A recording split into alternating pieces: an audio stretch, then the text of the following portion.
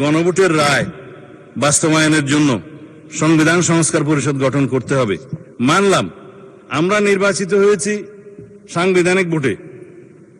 নির্বাচন কমিশনের দুইটাই এখতিয়ার, একটা হচ্ছে জাতীয় সংসদের নির্বাচন অনুষ্ঠান করা, আর একটা হচ্ছে রাষ্ট্রপতির নির্বাচন অনুষ্ঠান করা। এটা হচ্ছে কনস্টিটিউশনাল ম্যান্ডেট,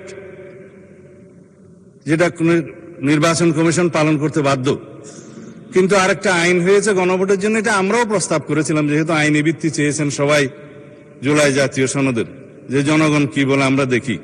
সেখানে জুলাই জাতীয় সনদ যেভাবে স্বাক্ষরিত হয়েছে, রাজনৈতিক সমঝোতার দলিল হিসেবে ঐতিহাসিকভাবে যেটা স্বাক্ষরিত হয়েছে, তার উপর ভিত্তি করে জুলাই জাতীয় সনদের পক্ষে এদেশের জনগণ আছে কি নাই সেই প্রশ্নে গণভোট হতে পারে, এবং সেটা একদিনে হবে না, 2 দিনে হবে। সেই বাহাস অনেকদিন হয়েছে, অতঃপর একদিনে অনুষ্ঠিত হয়েছে।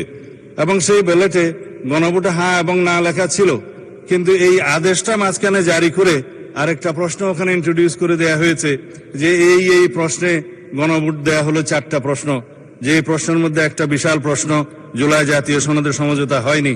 প্রশ্নে হ্যাঁ বলবো, কোন কোন প্রশ্নে না বলবো সেই অপশনও ছিল না। আমি সেই লম্বা বাহাসে যাচ্ছি না। তারপরও গণভোটের রায় যদি বাস্তবায়ন করতে হয়, সেই গণভোট এই আইন অনুসারে, সেই রায় অনুসারে সংবিধানে আগে সংস্কার আসতে হবে, সংবিধানে সংশোধন আসতে হবে। সংবিধানে যদি সেটা আমরা গ্রহণ করি, তারপরে সেই গণভোটের রায় বাস্তবায়নের জন্য তখন সংবিধান যদি এটা কন্টেইন করে, ধারণ করার পরে তখন যদি পরিষদের সদস্য হিসেবে শপথ নিতে হয়, সেটা তখনকার ব্যাপার হবে। সেটা আমরা let us have debate on it. তবে এখন এই সংবিধান সংশোধনের জন্য আমরা এই সেশনে বিল আনতে পারবো কিনা সেটা যথেষ্ট সন্দেহ আছে। এই কারণে যে 133টা অধ্যাদেশ এখানে উত্থাপিত হয়েছে প্রথম দিনে, আজকে হয়তো মাননীয় আইনমন্ত্রী সেগুলা বিশেষ কমিটি দেওয়ার জন্য প্রস্তাব করতে পারেন। তারপরে সেটা স্ক্রুটিনি হবে, রিপোর্ট পেশ হবে, সময় আছে 30 দিন।